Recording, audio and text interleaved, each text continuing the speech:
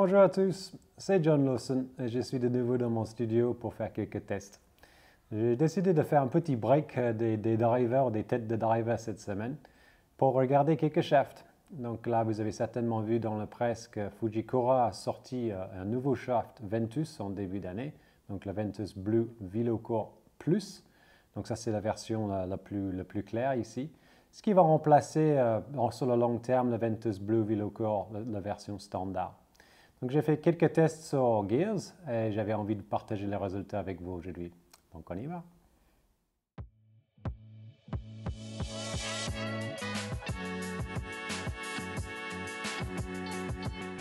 Donc voici les spécifications de ces deux shafts, donc avec la VeloCore d'origine à 65 grammes, la VeloCore Plus à 65,5.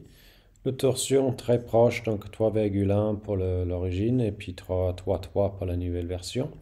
En CPM, donc en fréquence, j'ai mesuré ces deux shafts et puis là de nouveau on retrouve vraiment des choses super proches, donc juste un cycle par minute de différence. Donc on peut argumenter que le VeloCore Plus est légèrement plus raide, mais bon, très très proche. J'utilise les deux shafts à 45,5 de long, le swing weight était de D4 et les deux shafts, donc c'était les versions 6S.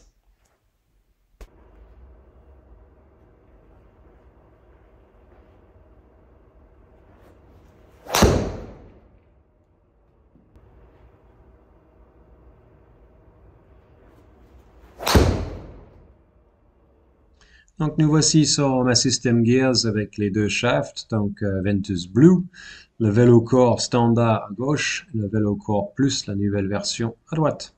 Donc on va passer par quelques étapes du swing pour vous montrer comment fonctionnent ces deux shafts. Donc là, le premier point au checkpoint ici, donc le début de montée ici, ce qu'on va appeler P2 ou position 2. Là, on a déjà une légère déformation de shaft ici, ce qui est un mélange de droop et de déflexion. Juste pour vous rappeler rapidement, le droop, c'est plutôt vertical, quand le shaft se déforme, donc avec le talon vers le bas ou le pointe vers le bas. La déflexion, c'est quand le shaft, ou la tête de club est devant le shaft ou derrière le shaft. Donc là, on a un mélange des deux choses ici, mais c'est assez similaire. Donc, la déflexion pour le VeloCore standard, il est de 37 mm et de 32 mm pour le VeloCore Plus. Donc, si on veut dire quelque chose, on pourrait dire éventuellement que le VeloCore Plus est un petit peu plus raide à ce moment-là dans le swing. Les deux shafts vont se réaligner dans la montée de nouveau. Et donc, quand on arrive en haut de la montée, de nouveau, on va constater cette déformation. Et de nouveau, ça, c'est plus le droop que la déflexion. Donc, la tête de club maintenant vers le bas. La déflexion là, c'est quasiment à zéro pour les deux shafts. Et ce qui m'intéresse surtout, c'est donc déjà comment je vais charger ce shaft dans la descente. Donc, quand on avance là progressivement, on va voir à peu près à ce moment-là que je vais arriver à ma déflexion maxi du shaft. Donc, si je mets le VeloCore Plus dans le même endroit, et je vais juste aller en haut. Donc là, on peut voir maintenant qu'il y a une déformation de shaft. Donc ça, c'est la déflexion. Donc là, la tête de club est derrière, ce qu'on va appeler la lag déflexion, dans les deux cas. Et donc, dans ces deux cas, on a exactement la même déflexion ici. Donc 21 mm de lag déflexion pour le VeloCore Plus et exactement la même chose pour le VeloCore standard. Donc là, vraiment, les deux shafts fonctionnent exactement de la même façon à ce moment-là. Je vais descendre un petit peu plus loin maintenant, donc avec le shaft parallèle au sol de nouveau ici. Et là, le shaft est redevenu, serait redevenu complètement droit, donc au niveau de déflexion, donc à zéro. Et d'ici, on va avoir pas mal de choses qui vont se passer. Donc, pour vous donner une idée, la tête de club à ce moment-là, elle est environ 80 à 85 degrés ouverte par rapport à l'objectif à ce moment. Donc, entre là et là, il va se passer beaucoup de choses, notamment la torsion du shaft.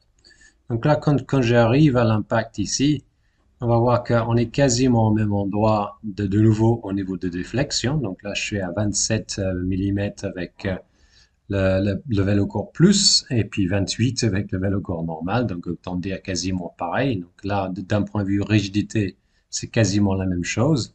La torsion dont je parlais aussi, c'est quasiment exactement la même chose aussi. Donc, le shaft, il a vrillé légèrement ouvert, c'est-à-dire la tête de club était en train de se fermer. le shaft était en train de se tordre légèrement dans l'autre sens, donc le 0,7 degrés dans les deux cas, donc identique. Et quand on arrive à l'impact ici, donc 27 et 28 mm de déflexion positive, pour vous donner une idée, généralement, bon, la moyenne du tort, c'est environ 30 à 32 mm de déflexion positive. Donc avec 27-28, je dirais que ce shaft-là, il est presque un peu trop raide pour moi. Donc en 6S, ça, c'est des shafts qui sont relativement costauds malgré ce qui est marqué dessus. Ça, on a déjà l'habitude. Il faut vraiment pas se fier à ce qui est marqué sur un shaft. Mais là, c'est clair que ces shafts-là, c'est plutôt raide. Mais les sensations dans le swing étaient très bonnes, donc c'était pas non plus difficile à bouger. Mais on peut clairement comprendre pourquoi il y a beaucoup de bons joueurs et de joueurs du tour qui jouent avec ces shafts-là par rapport à la stabilité. Il y a pas de déchets, ça bouge pas du tout, donc très facile à coordonner tout ça et faire en sorte que la face soit square à l'impact. En tout cas, les données très similaires dans tous les domaines, partout dans le swing avec ces deux shafts.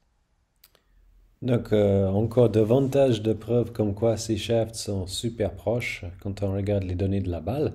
Donc là, on a vraiment exactement le même type de vitesse de balle, exactement la même angle de décollage. Le taux de spin aussi super proche.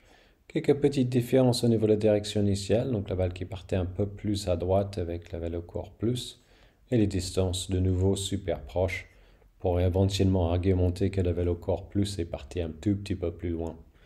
C'est vrai que quand on regarde les trajectoires, là, on pourrait superimposer les deux trajectoires une par rapport à l'autre. C'est exactement la même chose. Donc vraiment deux shafts super proches. Si vous avez des questions par rapport à ces shafts, n'hésitez pas à mettre dans les commentaires en dessous. Et j'espère de vous voir très prochainement pour davantage de vidéos.